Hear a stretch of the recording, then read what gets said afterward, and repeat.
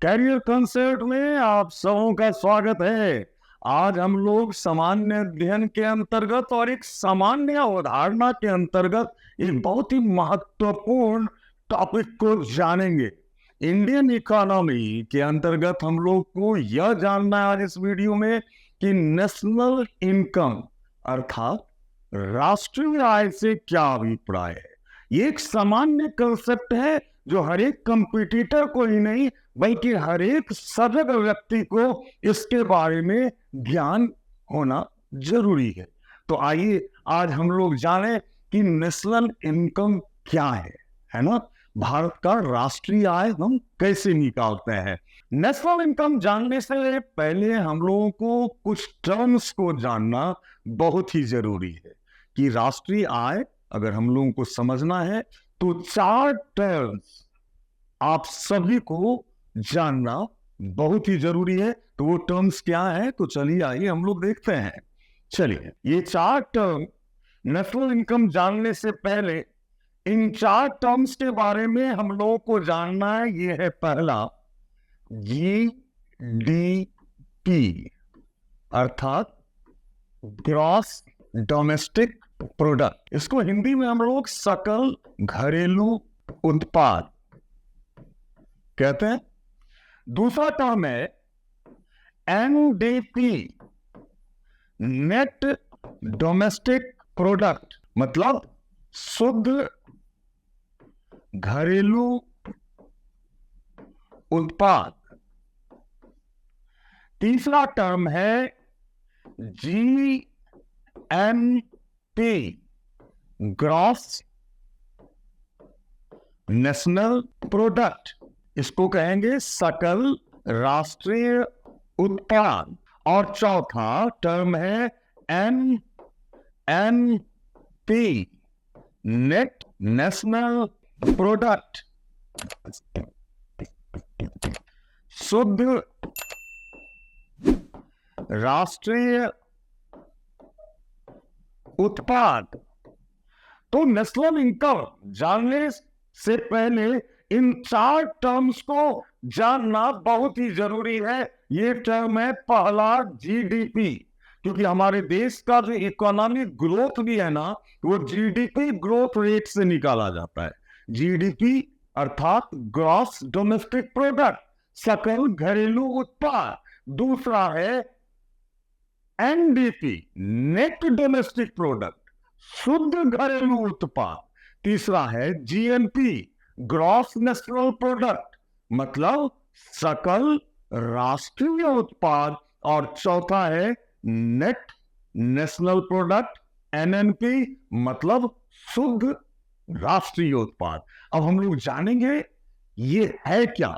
GDP किसे कहेंगे, NDP किसे कहेंगे, जीएनपी किसे कहेंगे और एनएनपी किसे कहेंगे। बहुत ही इंटरेस्टिंग है, आराम से आप लोग समझेंगे और आप लोग बता पाएंगे किसी को भी कि भारत का राष्ट्रीय आय किसे कहते हैं। तो आइए हम लोग देखें, इन चारों टर्म्स को अलग अलग समझने का हम लोग प्रयास करेंगे।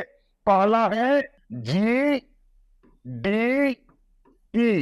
अर्थात ग्रॉस डोमेस्टिक प्रोडक्ट। ये क्या है ग्रॉस डोमेस्टिक प्रोडक्ट?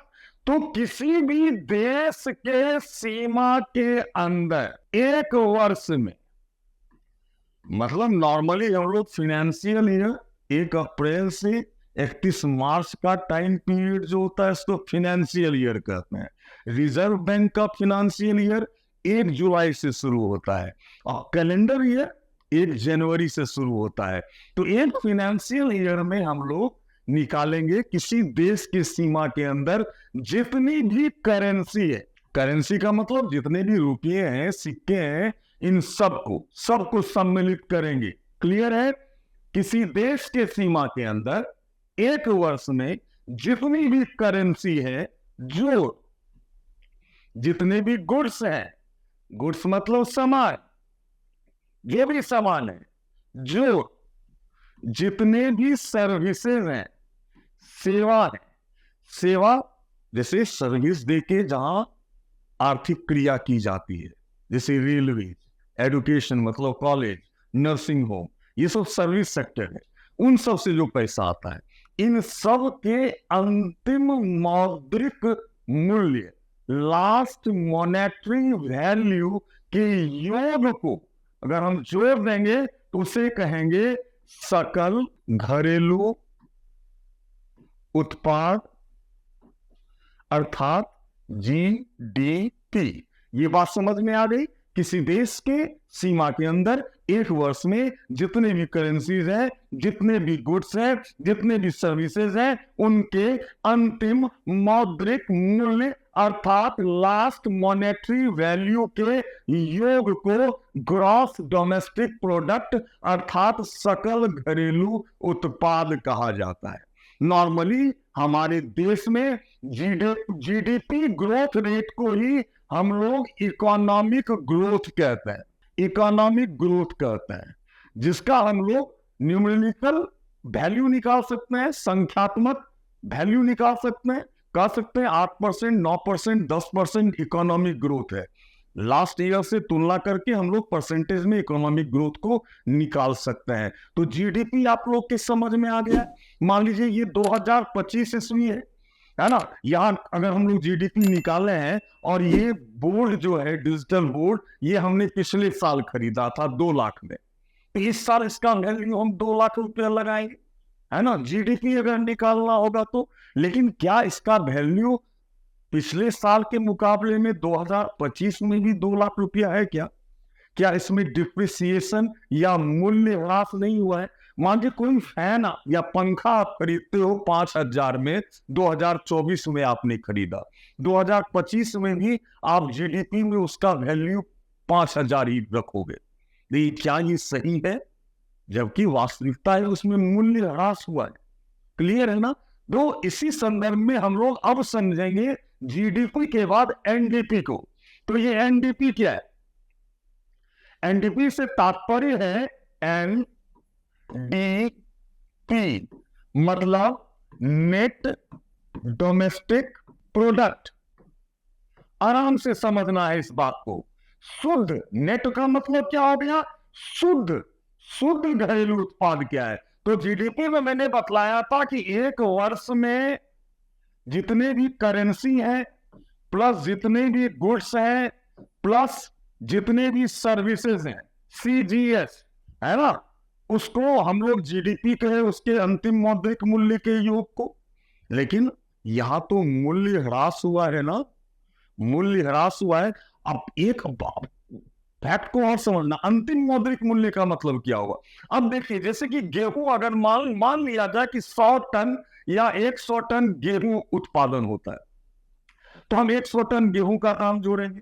लेकिन अगर 30 टन गेहूं से अगर हम ब्रेड बनाते हैं तो हम 70 टन गेहूं का वहां पे जिक्र होगा, और 30 टन का चूंकि ब्रेड बन गया है तो ब्रेड का दाम जोड़ा जाएगा। तो अंतिम मौद्रिक मूल्य के योग को ही जीडीपी कहेंगे।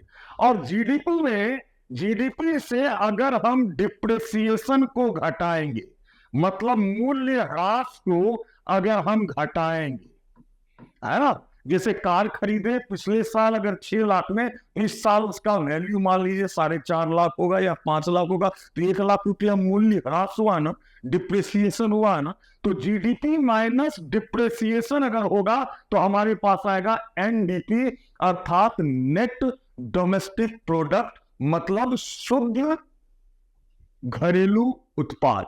अब आप समझ गए क्या?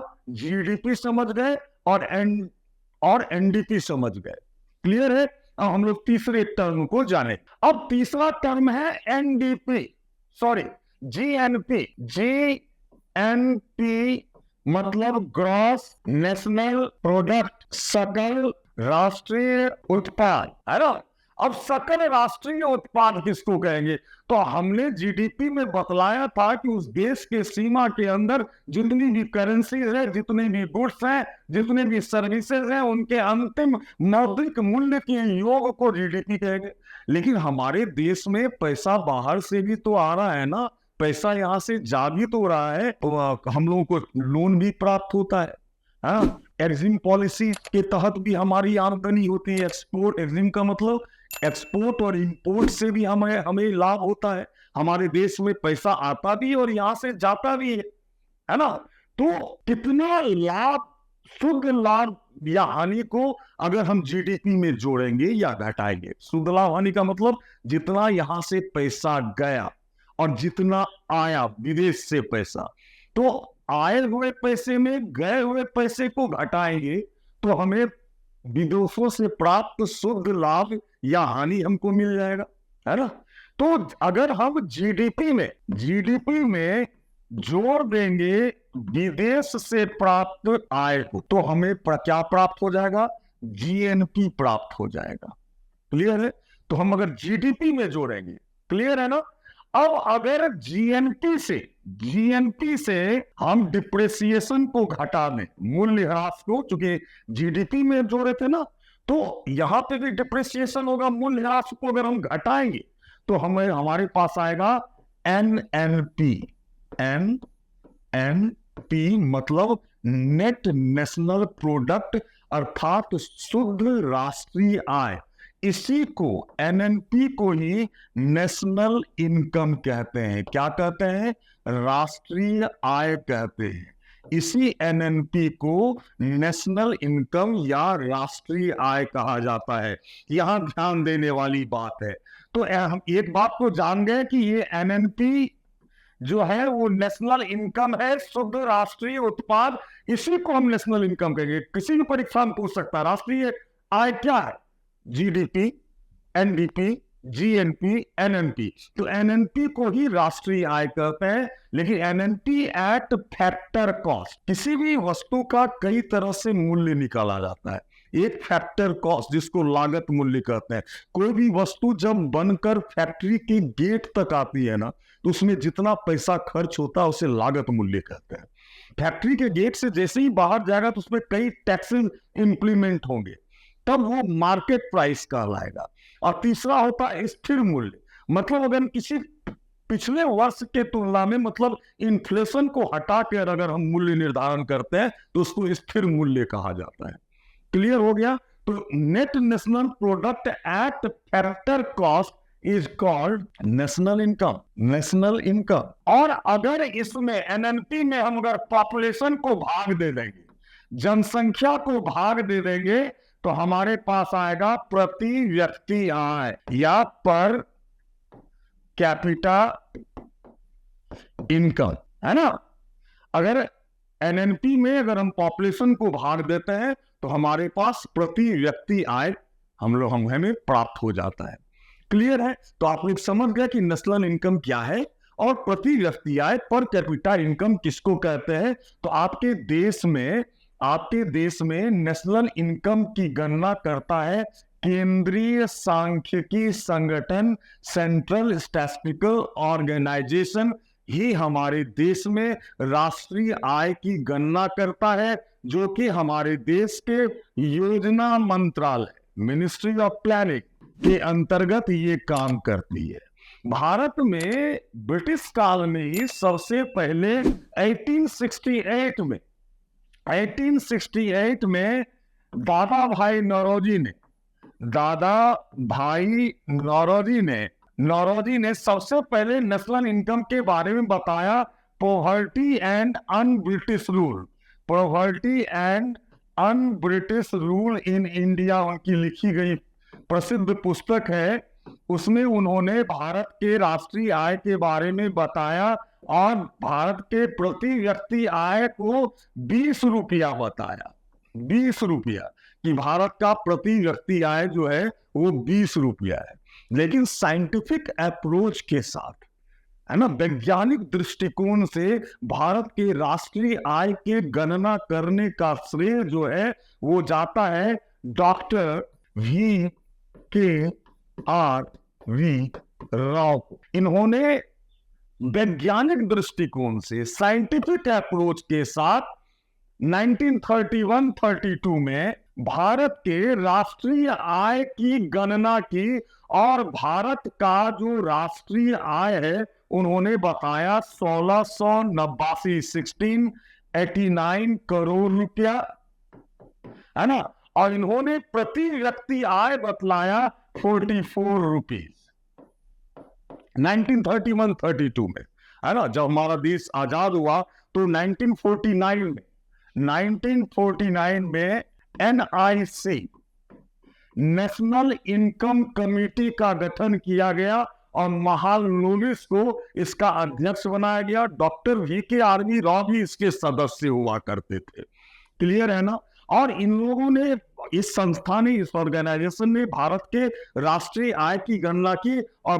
बताया कि 8,710 करोड़ रुपया भारत का राष्ट्रीय आय है, नेशनल इनकम है, जबकि प्रति व्यक्ति आय जो है 225 रुपया है।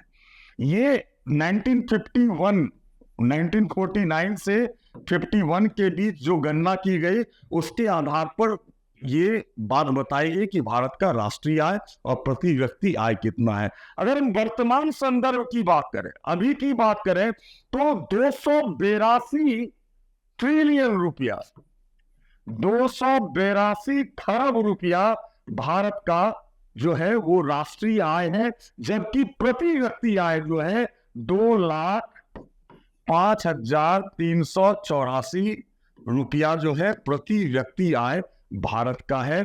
इस तरह से आप लोग समझ गए होंगे भारत के राष्ट्रीय आय का क्या कंसेप्ट है, नेशनल इनकम किसको कहेंगे। तो NNP net national product at factor cost is called national income of India, और इसकी गणना CSO जो ऑर्गेनाइजेशन है भारत सरकार का, सेंट्रल स्टैटिस्टिकल ऑर्गेनाइजेशन, जिसको हिंदी में केंद्रीय सांख्यिकी संगठन कहते हैं, भारत के राष्ट्रीय आय की गणना CSO ही करता है ना। तो आप लोग समझ गए होंगे GDP क्या है, NDP क्या है, GNP क्या है और NNP क्या है। इसी के साथ आज का वीडियो यही समाप्त होता है। इसी तरह का इंटरेस्टिंग टॉपिक के साथ हम आपके सामने आते रहेंगे।